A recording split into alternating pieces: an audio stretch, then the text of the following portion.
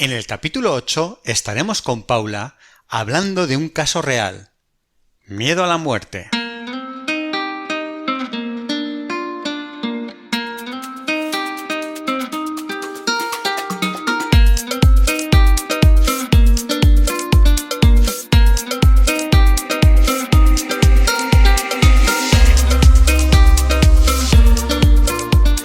Muy buenos días a todos. Estamos aquí otro día para seguir hablando sobre todo el mundo fascinante de la salud mental.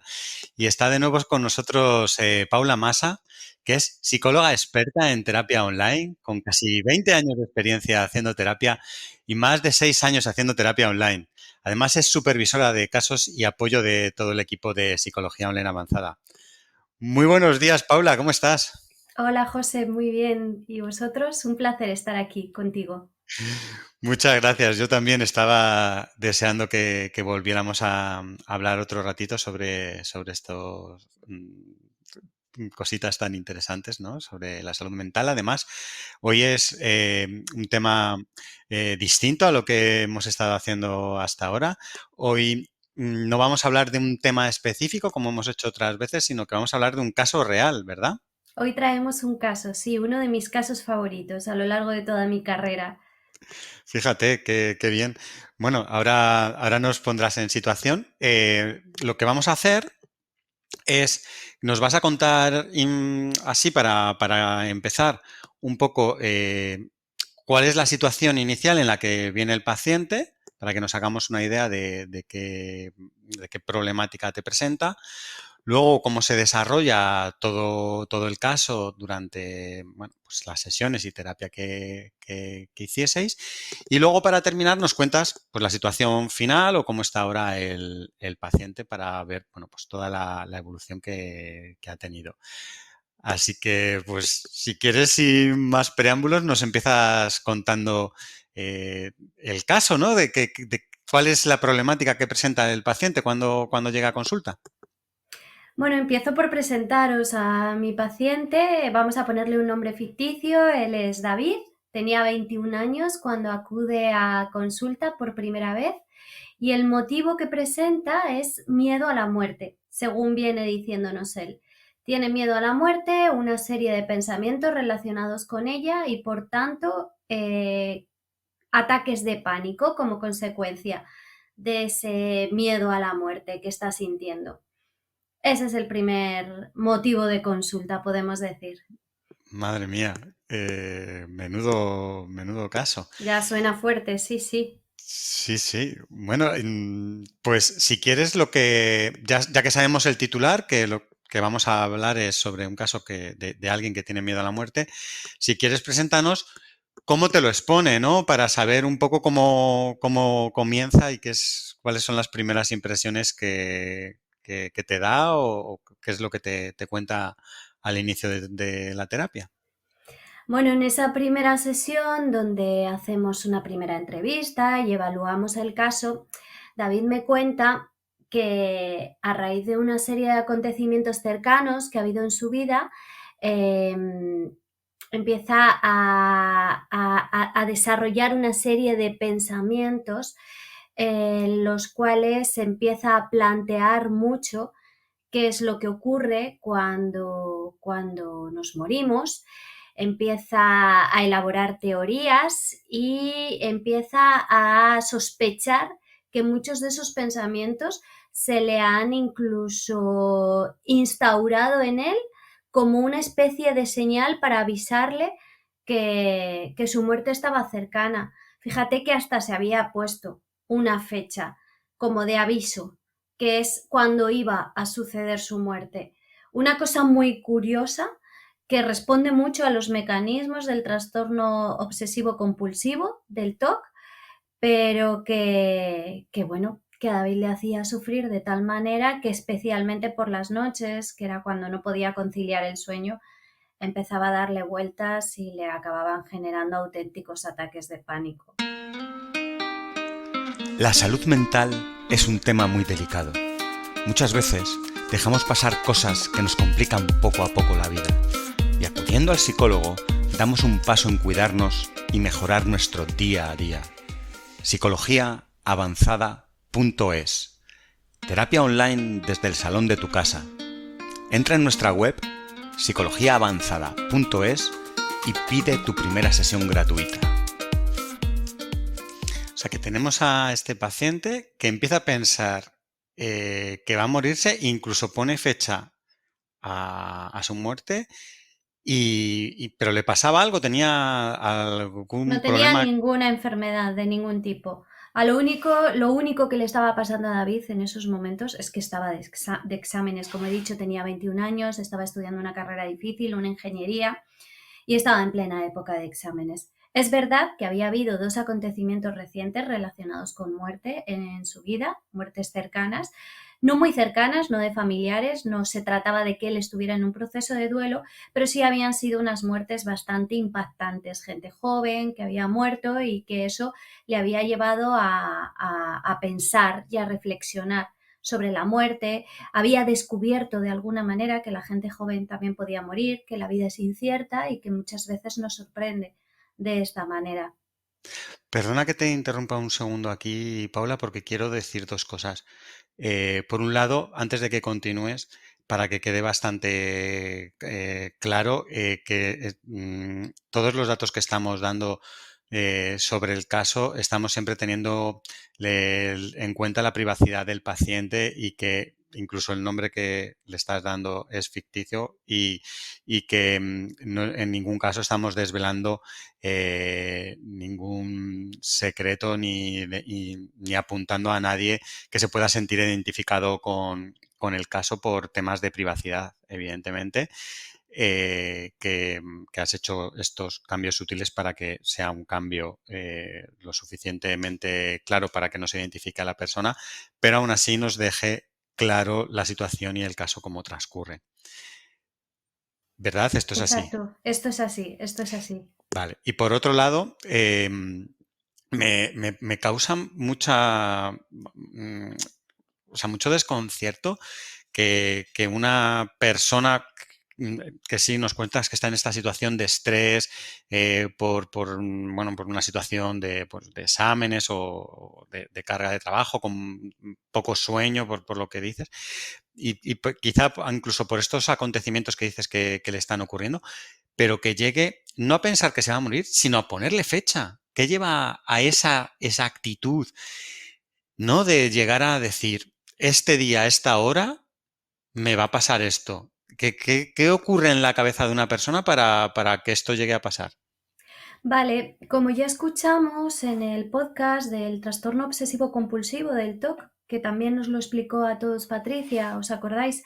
Que hablábamos de que la persona que está sufriendo un TOC tiene en principio una serie de pensamientos, una serie de obsesiones que incluso él mismo llega a interpretar que pudieran ser señales que le están avisando de que algo malo le va a suceder. En el caso de David, estos pensamientos además se le planteaban de la manera más explícita. A raíz de que habían sucedido esas muertes cercanas en su vida, él había empezado a reflexionar sobre la muerte, había empezado a pensar en cuándo se iba a morir él y de pronto empezó a decir, ¿y si estos pensamientos son señales de que mi muerte va a estar cerca? Que al igual que esta gente joven que ha muerto recientemente en mi vida y que me ha impactado tanto su muerte, quizás a mí mis pensamientos me estén mandando la señal de que yo pueda llegar a morir. Aunque parezca un pensamiento descabellado por el cual a muchos nos costaría llegar a pensar que pudiéramos acercarnos a él, no es tan infrecuente que este tipo de pensamientos se aparezcan. Además, ¿qué es lo que le ocurre a nuestra cabecita? En este sentido es muy curiosa. El pensamiento es como un niño rebelde. Cuanto más caso le hacemos, peor se porta. Entonces empezó a provocarle a David, ¿no? Es lo que llamamos pensamientos intrusivos y pensamientos provocadores, incluso diría yo. Empezó bueno, pues eso, en un principio se le empieza a despertar la señal de que, oye, ¿y si estos pensamientos me están apareciendo porque mi muerte está cercana? ¿Y cómo puede ser si yo no estoy enfermo? ¿Qué me puede pasar? Bueno, podría ser que fuera a tener un accidente. ¿Y qué día podría tener un accidente? Entonces empezó a hacer una serie de asociaciones con una serie de acontecimientos en su vida y se marcó concretamente una fecha en la cual dijo que se iba a morir. Claro, aunque lo dijera así, con esa facilidad, evidentemente David no estaba nada tranquilo con esto. Y he de decir que el transcurso de nuestra terapia también ha estado muy marcado por ese día. Gracias, por suerte, ese día estaba muy cercano, estábamos en el comienzo de la terapia, llegó el día, pasó el día y al ver David que no se moría, empezamos a avanzar un poquito más en el proceso terapéutico. Si no, podría decir que nos hubiese sido un poquito más complicado. Pero aquí ya me estoy adelantando. Quizás antes haya que contar otras cosas que me quieras preguntar, José. No, pues yo creo que ya sabiendo la foto inicial que tenemos, si quieres, puedes ir contándonos un poco cómo se desarrolla, ¿no? Todo lo que es la terapia y las sesiones y nos vas desvelando un poco a poco los pasos que vais dando. Bueno, en un primer lugar, como es necesario hacer en toda terapia, a mí me parecía muy interesante conocer las características de personalidad de David. En primer lugar, valorar hasta qué punto tenía trabajado su autoconocimiento, hasta qué punto se conocía. Y para esto es cuando pedimos pues, ejercicios tales como, por ejemplo, el de la autodescripción. Se trataba de que David se describiera. En este ejercicio lo que estamos haciendo es evaluar esas características de su personalidad, identificar cuáles son las características de la personalidad del paciente, pero sobre todo también saber hasta dónde se conoce y cómo se conoce, ¿no? Entonces él empieza a tomar conciencia de cuáles son esos rasgos de su personalidad que incluso en esta situación concreta se pueden estar volviendo un poquito en su contra. Este quizás como uno de los primeros ejercicios de evaluación, pero que al mismo tiempo también sirven un poco como tratamiento, porque empieza a identificar que es una persona exigente consigo mismo, que es una persona controladora, como en el trastorno obsesivo compulsivo hemos hablado otras veces. Claro, ante esa ausencia de control, la persona que lo está sufriendo busca maneras ficticias, engañosas para sí mismo, en donde siente que controla. Y eso es lo que en el fondo le estaba sucediendo a David también.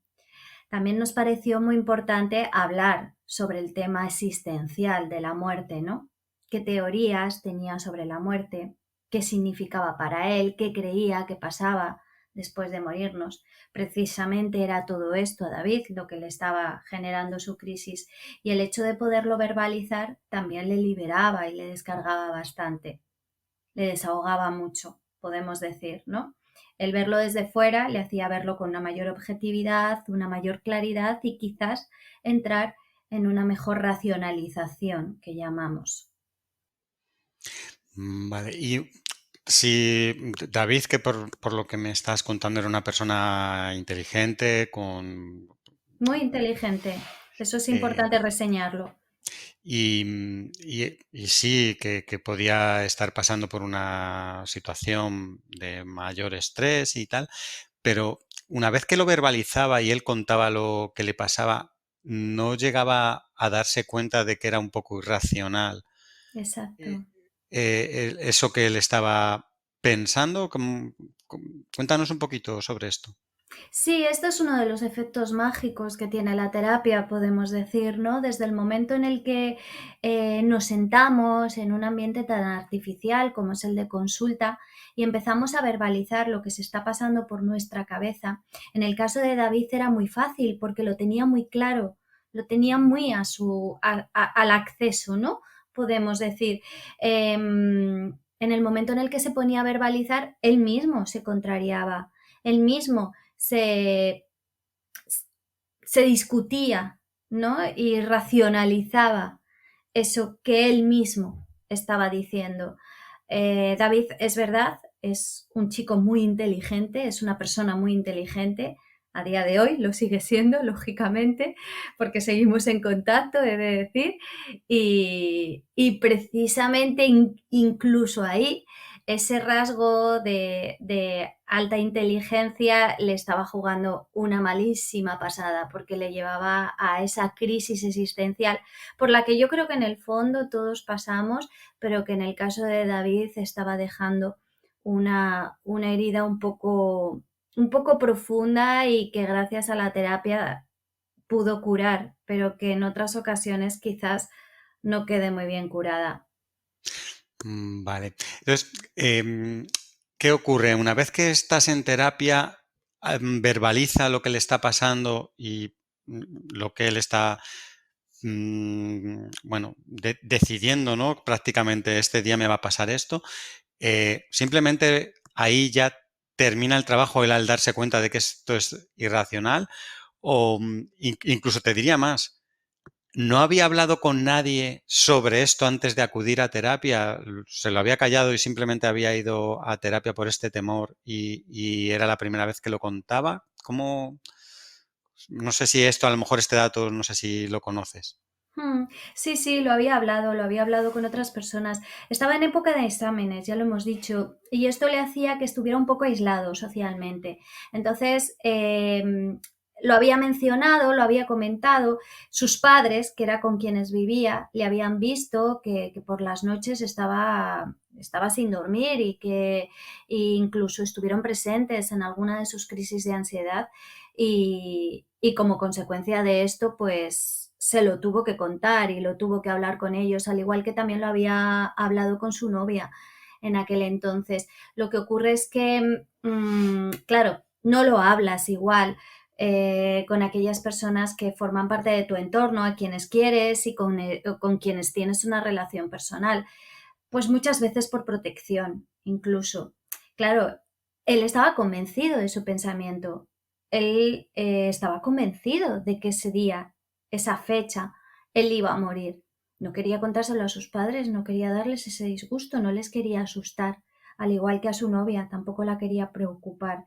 Muchas veces estas cosas, aunque las hablemos, no las hablamos con la total profundidad por el mero hecho de la protección, por ejemplo, de la protección a otros. Vale. ¿Y qué trabajo se hace en terapia? Aparte de que, bueno, como dices que la fecha estaba cercana y una vez que pasa la fecha, pero ¿qué trabajo se puede hacer en terapia para quitar ese pensamiento que es irracional Mm. y cambiarlo, ¿no? Y que la persona vea que, bueno, se puede morir ese día como cualquier otro y como bien nos dices, pues todavía no ha llegado ese día, o sea bueno, ¿cómo cambias ese pensamiento? Sí, el trabajo que hicimos en terapia en aquella ocasión, en el caso de David, fue el trabajo estrella de la terapia cognitiva. En la terapia cognitiva, como su propio nombre indica, lo que hacemos es trabajar con el pensamiento. Y en el caso de David tuvimos que hacer un trabajo con el pensamiento muy completo. Tuvimos que usar la parada de pensamiento porque en esos momentos en los que David estaba sufriendo una crisis de ansiedad es que había pensamientos en bucle. David no sabía parar su pensamiento en esos momentos. Aprender técnicas que le ayudaron a parar su pensamiento fueron de gran utilidad, por ejemplo, para poder frenar la aparición de esas crisis de pánico. Aparte, las complementábamos también con ejercicios de relajación para Un poder momento, hacer... antes de que continúes, Sí. perdona que te interrumpa, porque yo como ya lo he hablado alguna vez en algún otro podcast, pero para la gente que tenga alguna duda, lo que es la parada del pensamiento es un pensamiento que tienes en la cabeza, Ujú. conseguir quitarlo, ¿no? O cambiarlo por otro pensamiento. Em, esto bueno, que me imagino que lo trabajas en terapia, es lo que hace que eso que le está creando en ese momento, ese pánico, esa crisis, que disminuya, ¿no? El conseguir quitar eso que te está provocando esa ansiedad, modificarlo. Si quieres explícalo mejor porque yo igual estoy aquí liándolo. No, no, lo estás explicando estupendamente, Jota. La parada del pensamiento es cambiar nuestro pensamiento, ese pensamiento que estamos sin parar de darle vueltas, que no sabemos frenar, se trata de cambiarlo por otro, de otro contenido totalmente diferente. Eso es parar el pensamiento, porque aunque suene a parar el pensamiento, quizás quedarnos en blanco, esa opción no existe. Siempre estamos pensando. Entonces se trata de que de una forma consciente ese pensamiento que no sabemos parar, que no dejamos de darle vueltas, lo sustituyamos por otro de otro contenido totalmente diferente. Puede ser una imagen bonita, puede ser la letra de una canción, puede ser una poesía que nos aprendimos cuando teníamos 8 años, cadenas de palabras, secuencias de números. Todo esto son alternativas que nos ayudan muy fácilmente a parar el pensamiento. Me está viniendo ahora a la cabeza el otro día una serie que estaba viendo que efectivamente una de las protagonistas en algunos momentos que le venía algún ataque empezaba a decir nombres de ciudades. Empezaba ahí como una secuencia, ¿no? Empezaba ahí pi, pi, pi.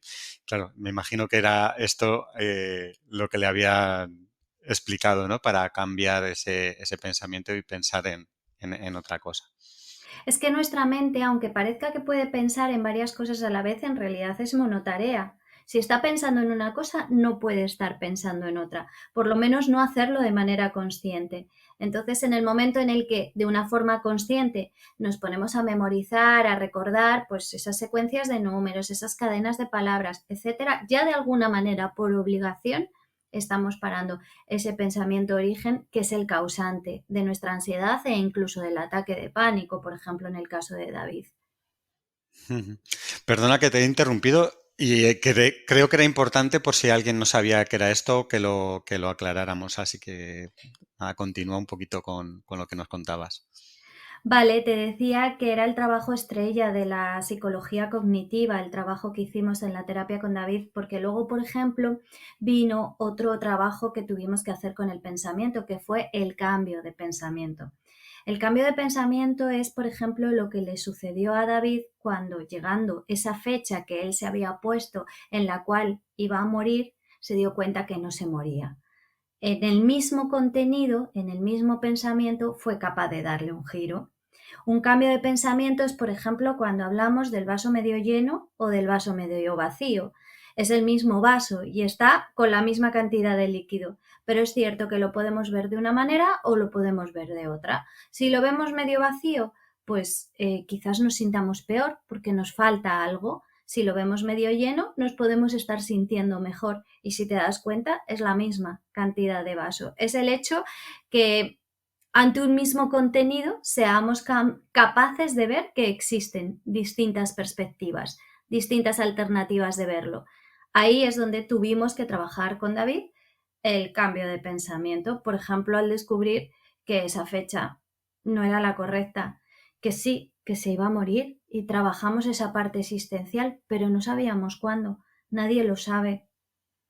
Y Ujú. esa es otra de las partes que también tenemos que trabajar y para la persona controladora es un poco difícil, porque es aceptar que hay una parte de nuestro control que se nos escapa totalmente, ¿no? Que hay una Claro. parte de control que no podemos controlar.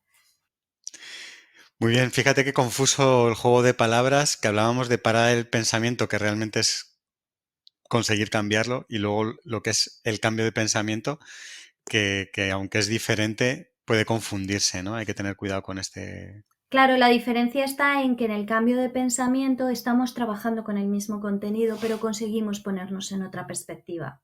Ujú. Sí, que Estamos ante una hablando de lo misma mismo. situación entiendo que hay distintas formas de ver lo mismo que está ocurriendo. Ujú.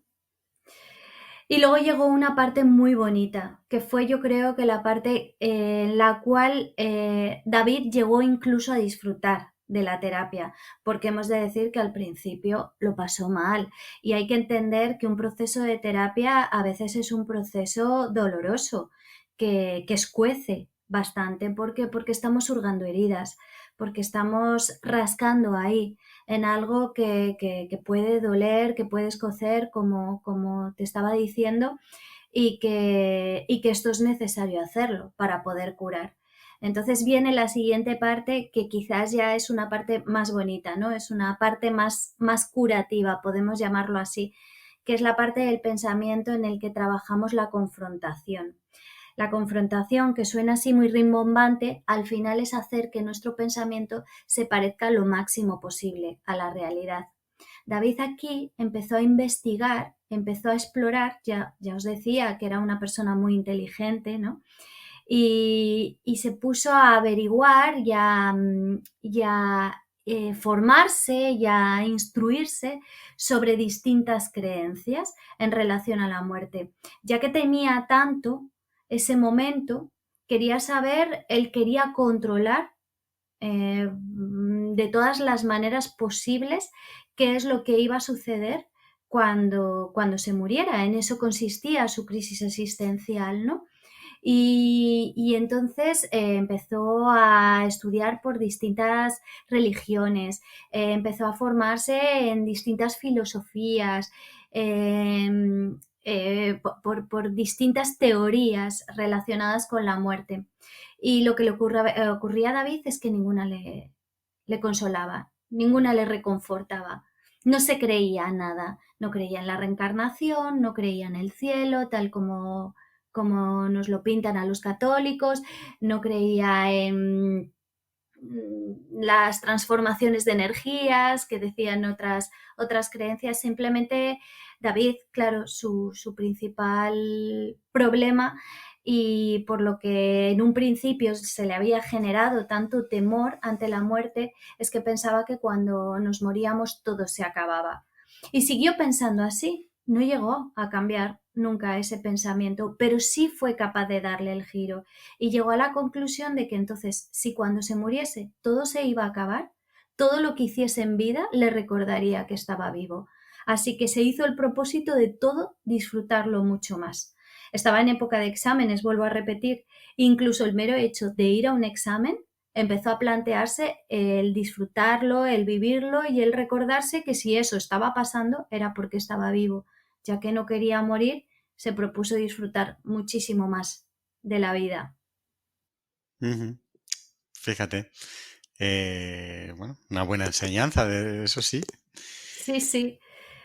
Es lo bonito del caso de David, que él mismo, por ser una persona inteligente, después de un largo trabajo de terapia, por supuesto que sí, donde tuvimos que hacer, como os he contado, como te he contado, todas esas maniobras, ¿no?, que se hacen con el pensamiento, al final llegó a esta conclusión tan maravillosa y me consta que la mantiene, ¿eh?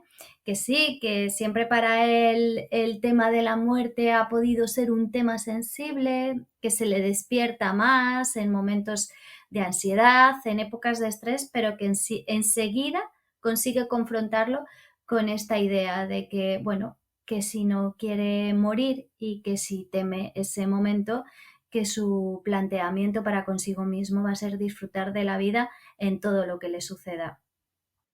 Ujú. Muy bien. No sé si hay algo más del proceso de terapia que quieras contarnos o con lo que nos has contado con todo, con estas tres partes, ¿no?, del juego con el pensamiento, sería la base y la parte importante que nos querías transmitir.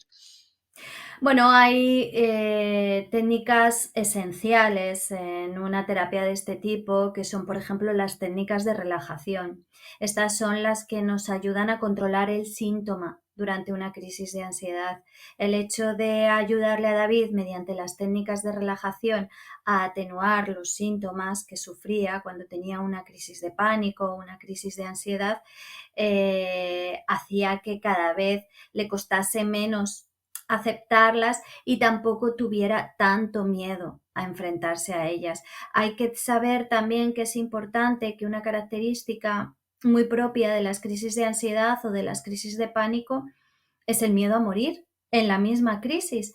Son momentos en los que lo pasamos tan mal que podemos llegar a pensar que nos vamos a morir. Si encima este era el tema que a David le generaba la crisis en sí, o sea, el pensamiento origen, podemos decirlo, fíjate en qué círculo tan vicioso podía llegar a meterse.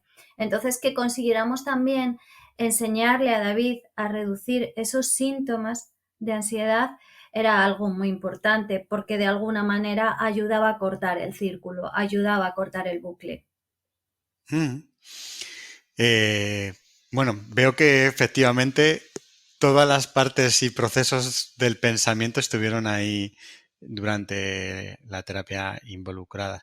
Cómo es la situación actual de David en este momento o en el momento en el que disteis por finalizada esta, no sé si la terapia o por lo menos esta parte de la terapia?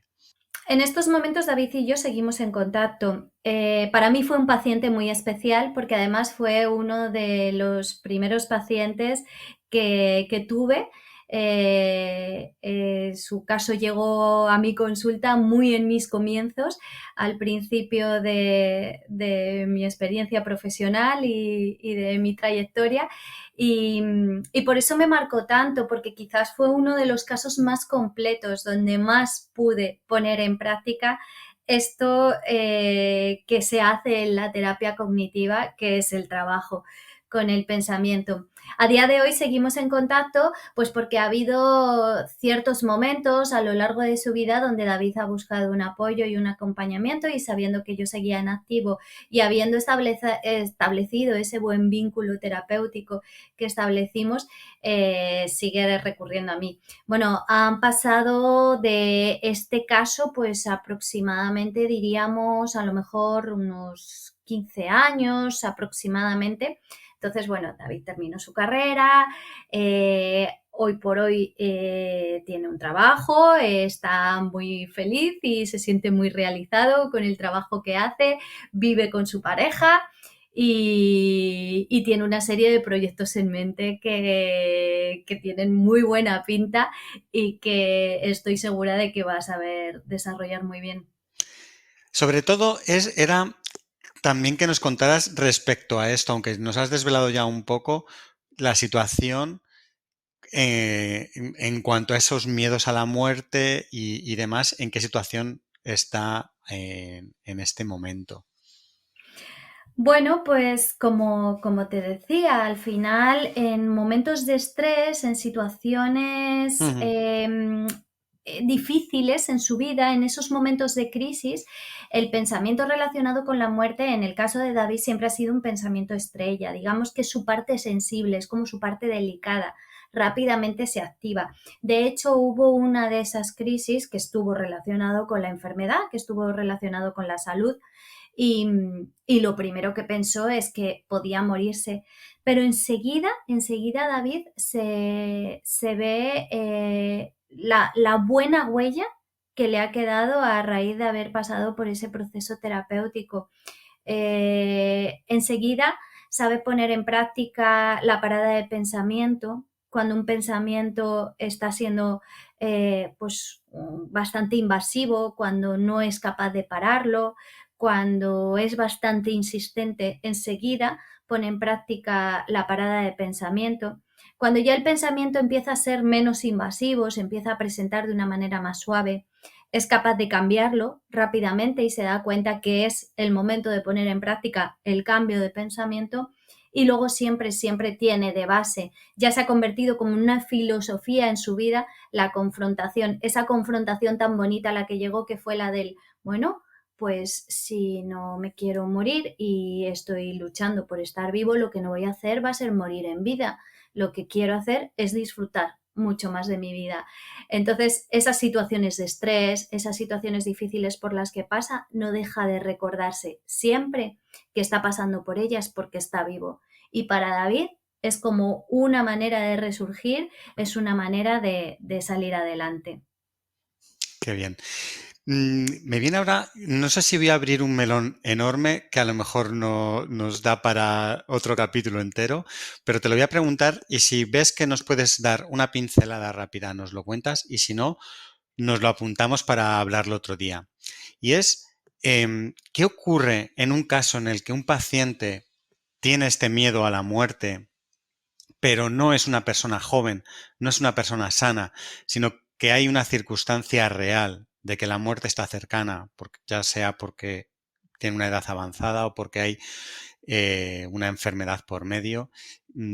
imagino que el enfoque y la situación es totalmente distinta porque sí que es algo que puede ocurrir y de hecho a lo mejor es algo que está llegando, ¿no? No sé si nos puedes comentar algo sobre esta situación que es totalmente distinta al caso real que nos has contado. Mm. ¿Cómo se podría tratar en esa situación? O quizás sea demasiado largo de explicar y mejor nos lo reservamos para otro día. De todas formas, aunque sea largo, cuéntanos un poquito y si es necesario lo contamos otro día. ¿Cómo trabajaría un caso así? Me preguntas. Sí, ¿cómo Vale, se enfocaría algo así? vale. Bueno, lo primero que debemos de tener en cuenta es que el miedo a la muerte es uno de los miedos más comunes que sufre el ser humano, ¿no? Y que esta crisis existencial que os hablaba de David, que te hablaba de David, en realidad, como ya he dicho, creo que es algo por lo que pasamos todos en algún momento de nuestra vida, aunque lo pasemos de diferente manera, ¿no? Hay algún momento en el que nos paramos y nos damos cuenta que nos vamos a morir, que no sabemos cómo, que no sabemos cuándo, pero que sí que hay una certeza en nuestra vida y es que la vida se acaba y al final todos nos morimos, ¿no? En el caso de una persona mayor o que tiene la muerte cerca, creo que aquí hay que hacer un trabajo más de aceptación. Es un trabajo más de, no tanto de cambiar su pensamiento, aunque también si en alguno de sus contenidos hay cierta irracionalidad. Claro, lo comparo otra vez con el caso de David, había una irracionalidad. David se había propuesto adivinar la fecha de su muerte. Era lógico, ¿no? Que ahí trabajásemos, por tanto, la racionalización, porque había una irracionalidad, porque había ahí algo que no estaba siendo lógico. En el caso de una persona mayor o en el caso de una persona que tiene la muerte cerca, también puede haber irracionalidades en sus pensamientos y también habrá que pararlos, habrá que cambiarlos, habrá que confrontarlos, pero sobre todo yo creo que hay que trabajar la parte de la escucha, la parte de la aceptación, la parte del apoyo, del acompañamiento a esa persona en su proceso. Quizás también enseñarle a hacer ejercicios de cambio de foco.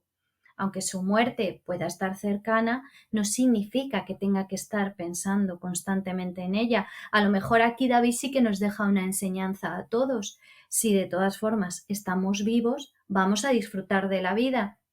Entonces, estos ejercicios de cambio de foco para la persona que tiene la muerte cerca son ejercicios que le pueden ayudar a seguir viendo partes bonitas, partes vitales que hay en su vida y de las cuales puede disfrutar. Para ello también hay que hacer como si dijéramos un ejercicio de limpieza.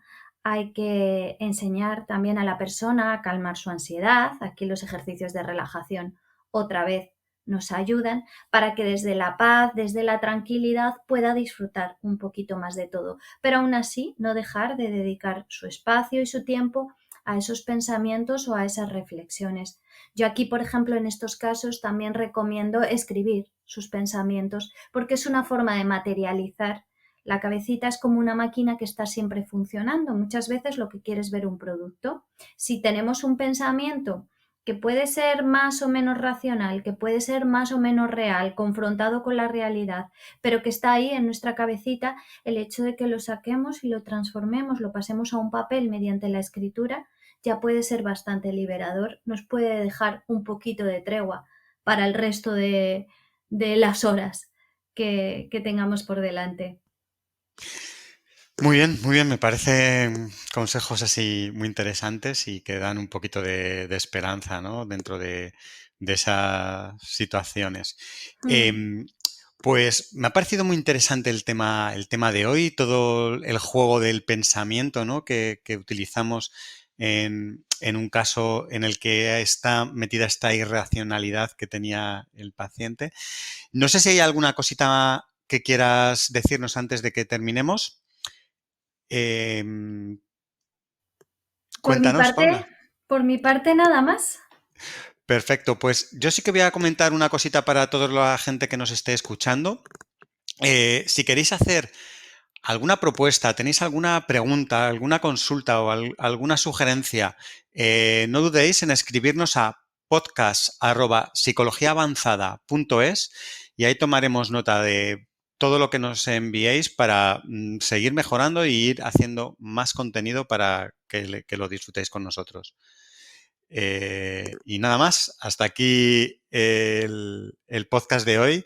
Muchas gracias, Paula, por estar otro día con nosotros. Gracias a ti, José. Un Y nos vemos placer. pronto. Muchas gracias. Un saludo. Chao. Adiós. La salud mental es un tema muy delicado. Muchas veces dejamos pasar cosas que nos complican poco a poco la vida. Y acudiendo al psicólogo, damos un paso en cuidarnos y mejorar nuestro día a día. psicologiaavanzada.es. Terapia online desde el salón de tu casa. Entra en nuestra web psicologiaavanzada.es y pide tu primera sesión gratuita.